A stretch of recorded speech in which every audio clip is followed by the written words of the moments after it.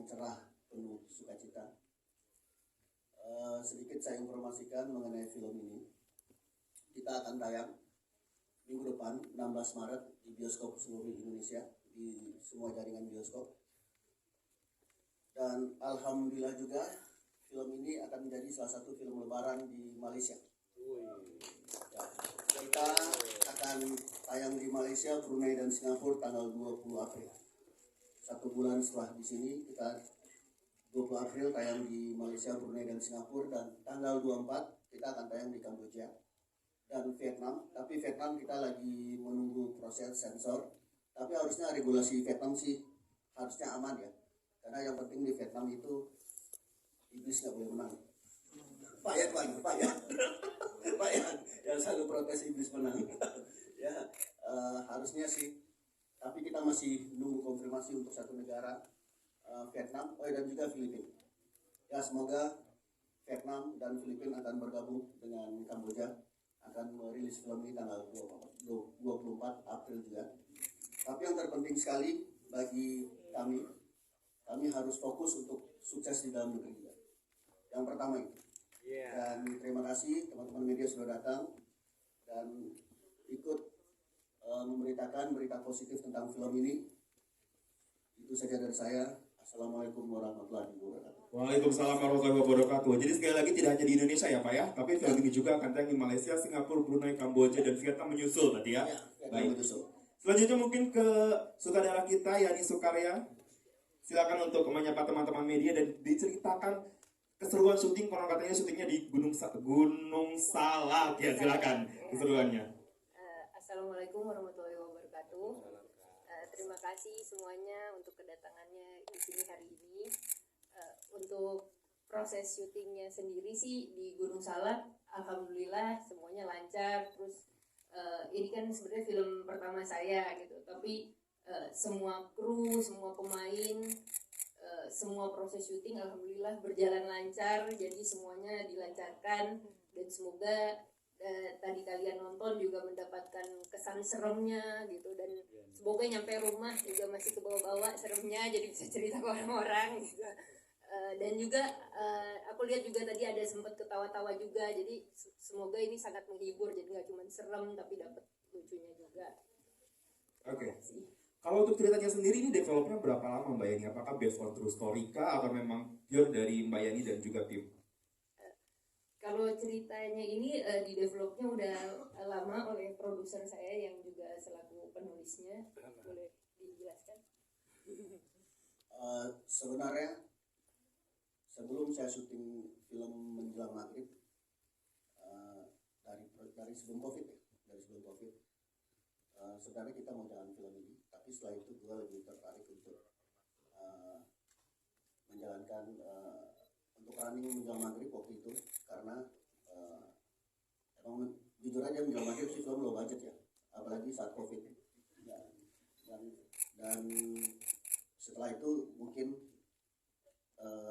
Emerald Production baru tertarik untuk jalan ini. Itu aja sih pertimbangannya. Dan setelah Menjelang Maghrib alhamdulillah cukup sukses di dalam negeri dan luar negeri. Kita merencanakan produksi ini. Tapi secara cerita mungkin ini lebih dulu dari film Menjelang Maghrib sih. Saya ada sedikit tambahan. Boleh, silakan. Nah, di film ini kan banyak adegan ruqyah gitu-gitu kan ya, maksudnya dan kita juga pakai ayat-ayat yang ada di Al-Qur'an kayak Al-Mu'minun dan lain-lain. Nah, itu juga kita tuh pingin ngasih tahu gitu, kalau misalnya kita lagi ada masalah di kehidupan kita atau apa, kita larinya kembali lagi kepada Tuhan gitu sih. Jadi maksudnya nggak cuma film horor aja, tapi kita juga pingin ada pesan baiknya lah kepada orang-orang yang nonton. Baik, luar biasa ya. Perkenalkan perannya seperti apa dan apa alasan yang akhirnya membuat saya ingin bergabung dengan proyek ini? Silakan. Halo semua, ya saya Michelle Johan, sini berperan sebagai Haruni. Kalau diceritakan karakter Haruni seperti apa, semua udah nonton ya. Haruni ini ya intinya di sini nggak ada, dikit lah bisa dihitung jari scene aku cantik gitu ya. Sisanya adalah kalau nggak mengerang teriak-teriak gitu. Tapi justru itu yang bikin aku tertarik banget sama karakternya Harumi, karena belum pernah dapat peran perempuan kesurupan gitu.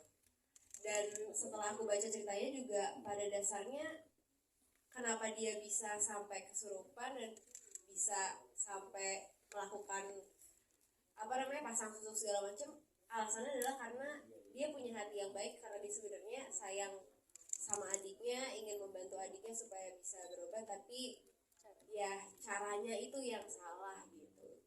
Jadi sebenarnya secara karakter aku suka banget sih sama karakternya Harumi gitu, dan merasa tertantang banget harus memerankan karakter yang baik, tapi ya itu pada akhirnya kesurupan dan harus memerankan si karakter yang kesurupan ini. Jadi sempat ngobrol juga banyak sama kayak ini sih sebelum syuting ya, kayak kita nonton exorcism segala macam, film-film zaman dulu tentang ya itu tentang perempuan yang kesurupan lah, yang berhubungan dengan iblis dan lain-lain gitu. Jadi explore karakternya kali ini seru banget, dan semoga bisa membuat kalian semua percaya gitu kalau emang si Harumi itu benar-benar peran kesurupannya itu benar-benar dapat.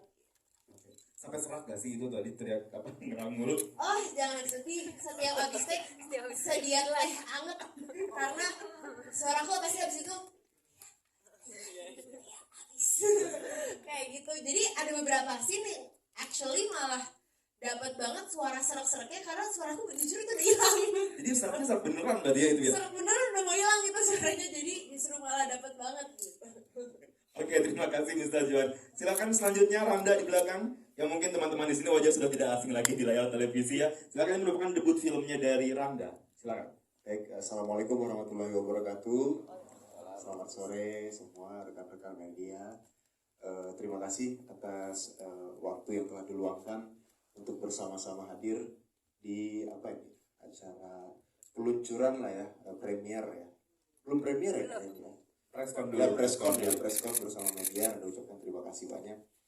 Dan yang Randa rasain pada hari ini ya kaget juga sebenarnya. Kaget, senang juga yang pasti, karena memang pada film Iblis Dalam Darah ini adalah debut pertama Randa di film layar lebar, dan Randa bersyukur dan berterima kasih juga untuk Ibu Sutradara, ada Ibu Yani dan Pak Helvi juga, yang di dalam film ini benar-benar Randa dibimbing, dikasih kepercayaan, dikasih support, dikasih pemahaman bahwa bagaimana memerankan sebuah karakter dalam film layar lebar, dan juga cerita yang menurut Anda luar biasa membangkitkan apa ya. Sebenarnya Anda pribadi adalah orang yang punya empati tinggi, dan di film ini juga ternyata kepake juga empati selama ini. Biasanya empati itu bikin Anda capek sih kadang-kadang. Lihat orang aduh kasihan, lihat orang aduh kasihan. Kadang orang juga nggak kasihan sama Anda gitu kan.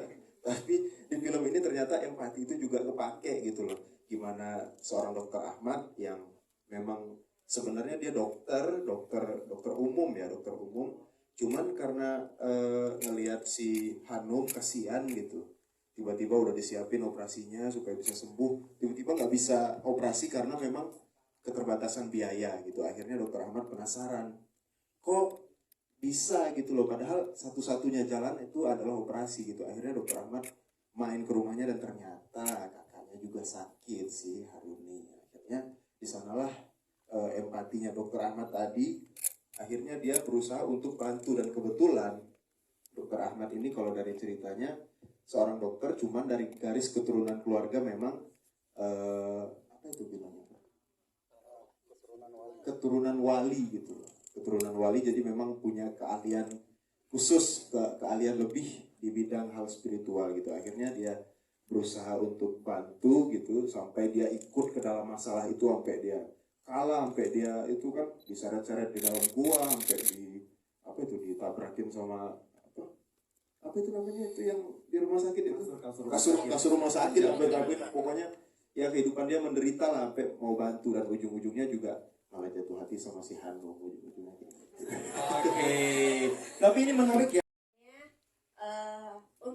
mendalami karakter Harun ini selain yang tadi aku sempat ceritain sih emang kayak sebelum syuting sekitar berapa minggu aku hampir tiap hari kayak nonton film horor, film-film terutama film-film yang ya genrenya tuh termasuk yang horor yang lebih ke eksorsis, terus abis itu yang orang-orang yang dihantui kayak gitu. Jadi kayak untuk dapet feelnya gimana rasanya kayak dia kadang-kadang dia yang dihantui, kadang-kadang dia yang jadi hantunya gitu kan, karena udah masuk menyatu sama dirinya gitu kalau dia setannya lagi ada di dalam dirinya dia gitu.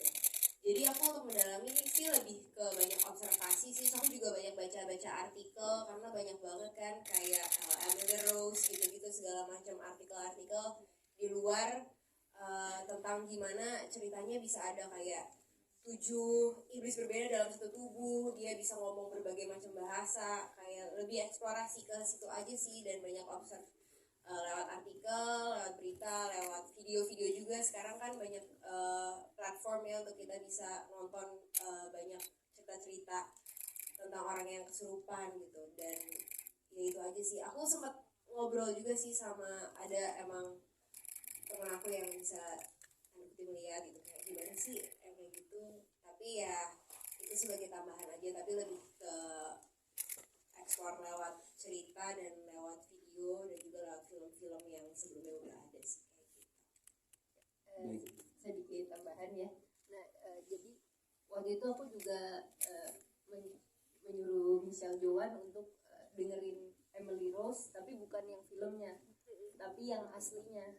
Jadi ada suara-suara rekaman dari orang kesurupan beneran Emily Rose zaman dulu gitu. Nah maksudnya karena kan dengan Michelle dengerin itu kan gimana sih dia gitu perasaannya kok terus bisa suaranya sampai berganti-ganti kayak ada itu kayak nggak bukan suara manusia lagi gitu. Nah jadi aku pingin Michelle explore di situ.